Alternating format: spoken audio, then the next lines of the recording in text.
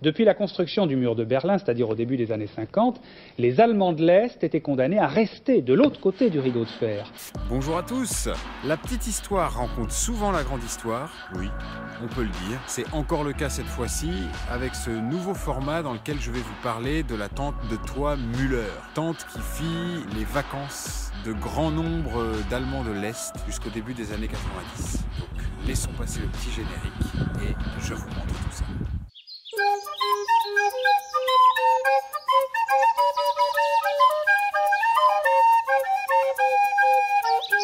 J'aime beaucoup cette coutume de faire du camping, d'aller vivre dans la nature, dans les montagnes, dans les bois.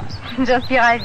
Né le 16 septembre 1930, Gerhard Arthur Müller vécut dans la ferme de ses parents jusqu'à l'âge de 18 ans, puis réussit à passer la frontière pour déménager en France. Mais il revint en RDA 10 ans plus tard à la demande de ses parents. C'est ainsi que Gerhard Müller obtint son surnom de Franzose. Il gagne alors sa vie en tant que chauffeur de bus et travaillera ensuite pour l'entreprise Webersta dans la ville voisine de Chemnitz.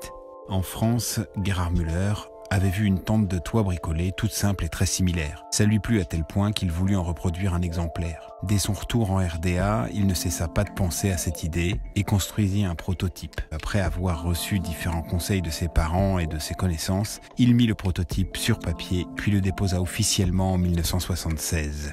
La production en petite série a été officiellement lancée à Limbach, Oberfrohna, le 1er juin 1979. D'abord à mi-temps sur le trottoir devant sa maison, mais au vu de l'intérêt croissant, il commença rapidement à y travailler à plein temps. C'est là que la production commença réellement. Gerhard Müller devint alors officiellement fabricant et fournisseur de matériel de camping et créa une petite révolution dans ce domaine en RDA. L'idée était simple et géniale. Dans ce contexte politique où l'acquisition de la moindre remorque ou caravane était hors de prix et prenait des années et des années d'attente entre la commande et la livraison, cette tente de toit 2 places, adaptable sur la voiture populaire Trabant et pliable en seulement 1 minute, tombait à point nommé. Sans compter que les vacances en camping étaient très populaires en RDA, surtout en raison du manque de lieux de vacances officiels. Les 2 destinations camping populaires en Allemagne de l'Est à cette époque étaient la République socialiste tchécoslovaque et le lac Balaton hongrois. Inge, sa compagne d'alors, était la couturière principale, avec Gabi, une couturière employée à l'heure. Plus tard, quelqu'un du quartier prit en charge les travaux de peinture et de construction. La liste des personnes intéressées s'est rapidement allongée et les délais d'attente ont rapidement été portés à 2 ans. Du coup, l'acquisition des matériaux nécessaires à la confection des tentes s'est avérée très laborieuse, comme pour à peu près tout en RDA à cette époque.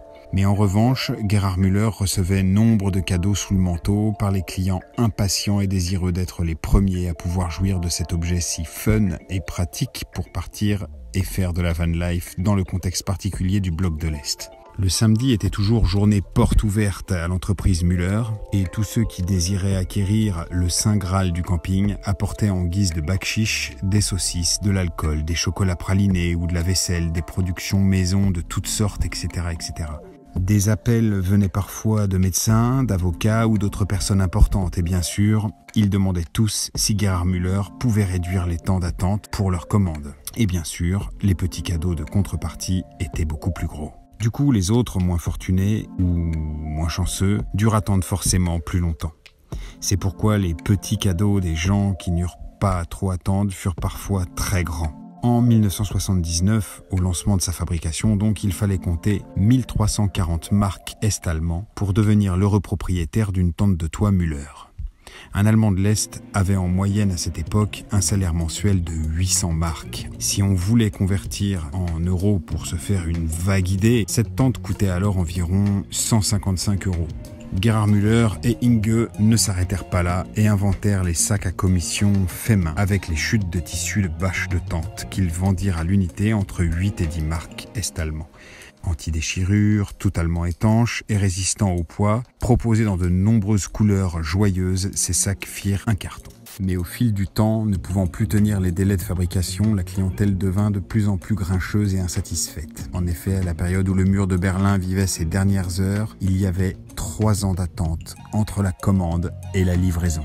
jusqu'au fameux 9 novembre 1989, où l'Occident fit irruption dans l'histoire et provoqua en une seule nuit l'annulation de la plupart de ses fournisseurs et l'intérêt même des gens pour cette tente devenue, en moins de temps qu'il n'en faut pour réagir, l'image d'une époque révolue et d'un style désuet. Près de 1800 tentes de toit furent néanmoins produites jusqu'à l'été 1990, dont une partie aura été réalisée officiellement et, vous l'aurez compris, une autre partie sous le manteau.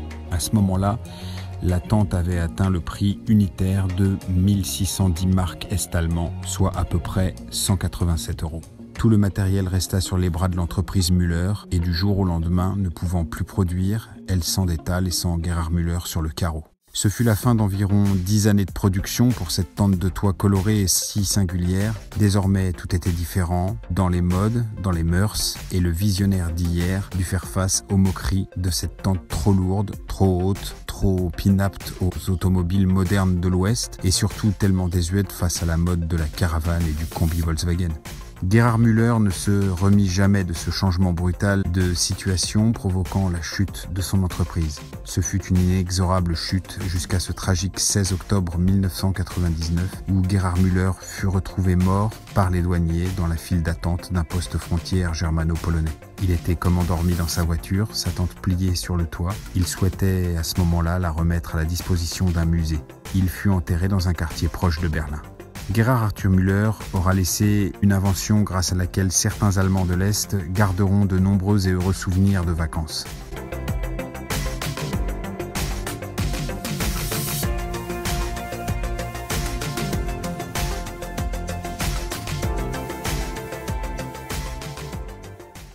Voilà, nouveau petit format que je souhaite vous proposer de temps à autre sur cette chaîne. J'espère que ça vous aura plu. Si tel est le cas, faites-le savoir en mettant un petit pouce bleu. Portez-vous bien, faites du camping, faites des sorties.